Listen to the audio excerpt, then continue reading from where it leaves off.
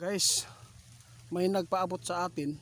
Naalala po niya yung hula ng ating kaibigan na mayroon pong building na guguho, yung mga matataas na mga building. Nangyari yung 9 story na building. Mayroon pong mga buhay ang natabunan, no? Namatay. Gusto daw nila pong itanong sa ating kaibigan kung mayroon bang masamang pangitain ang nakikita sa ating kaibigan para po daw paghandaan po nila. Pero subukan natin mga idol kasi nandito naman po si kaibigan. Kaibigan, gustong itanong po sa inyo, may nakita ka ba na masamang pangitain? Dahil nangyayari po talaga yung sinasabi ninyong mayroon pong guguho na building. Naku po guys, sabi ni Hilinyo, maghanda kayo mga idol. Dahil ang Pilipinas magkakaroon po ng malakas na lindol. Ito po ang tandaan ninyo mga idol. Mag-ingat tayong lahat. Ito ang sabi ng ating kaibigan. Kaya kung ano man po ang mapakinggan po ninyo, kayo na lang bahala. Yung nagpaabot na naniwala sa mga ipinapaabot ng ating kaibigan, maraming salamat mga idol.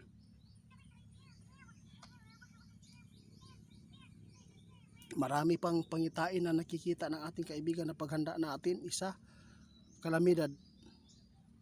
Pangalawa, kaguluhan sa Pilipinas dahil sa nangyayari ngayon dito sa ating bansa.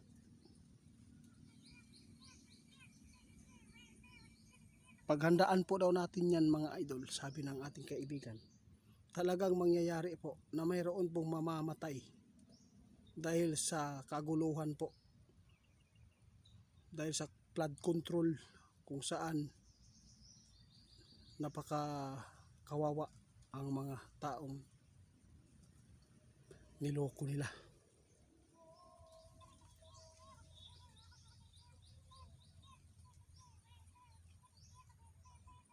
May pangatlo pa mga idol, may hinulaan si kaibigan na mangyayari yung may building pang guguho daw dito uli. Tandaan po ninyo, sa pamamagitan po ng hukay, doon po magsimula uli ang panibagong aksidente.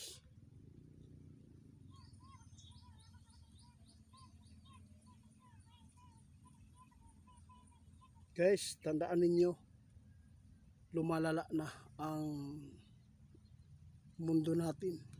Hindi na maganda ang kalikasan. Kaya mag-ingat tayo sa anumang kapahamakan na mangyayari po dito sa atin. Ngayon, nagbabala na si kaibigan, mayroon pang building daw naguguho dahil sa nabanggit niya ngayon na dahil sa hukay. Ingat kayo mga idol. At mayroon pang sinabi si kaibigan na magkakaroon ng malakas na lindol. Kaya tandaan po natin ito mga idol. At sa kaguluhan sa bansa natin, mayroon pa pang-apat mga idol. Ito po ang pinakadelikadong mangyayari sa Pilipinas, yung digmaan. Paghandaan po natin yan mga idol. Kaya magtanim tayo ng mga pagkain sa bundok, dahil po at least man lang, kung wala na tayong madudukot po sa bahay natin, kung naulanan man tayo ng misil, at least mayroon pa tayong makuha ng mga pagkain sa bundok. At least masidlan po ang ating tiyan. Mga idol, sa totoo lang mga idol, malaking tulong po ang ating kaibigan na ito po ay mga advice nila ay ipinapauna. Nasa inyo na lang.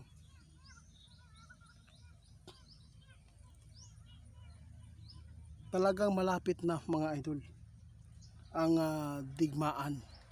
Kaya itong digmaan na to mga idol, hindi pa natin alam kung ano ang mangyayari dito. Hindi nga tayo nadamay noong digmaan sa Iran. Hindi nga tayo nakasagupa ng mga misil nila. Pero grabe po ang nangyayaring krisis. Mas lalo, much more kung dito talaga sa dito sa Pilipinas mangyari ang digmaan mga idol. Talagang kawawa ang nasa syudad. tingnan po ninyo, may mga bundok bang pinapaulanan ng bala ng mga taga Iran? Mayroon po ba? Siyempre hindi, wala. Kadalasan nasa syudad po dahil sa syudad nandoon po yung mga kinakailanganin po ng mga tao. Oo, gas, pagkain, doon lahat mga idol. Tulad po ng mga mall, doon pinupuntirya po. Kaya tandaan natin ito, napakaraming mga babala si kaibigan ngayon na dapat po ninyong paghandaan. Kayo na lang bahala mga idol maghusga. Dahil hindi ko naman po kayo mapipilit. Bihira lang po talaga na magkaroon po ng ganitong klaseng elemento na magbibigay ng mga babala sa tao. Salamat kaibigan. Guys, hanggang dito na lang. Paki-report ni Ghost Hunter 88 Pants 2.0. Scammer po yan mga idol. Baka mag-order kayo ng mga sinukuan, herbal. Ingat kayo.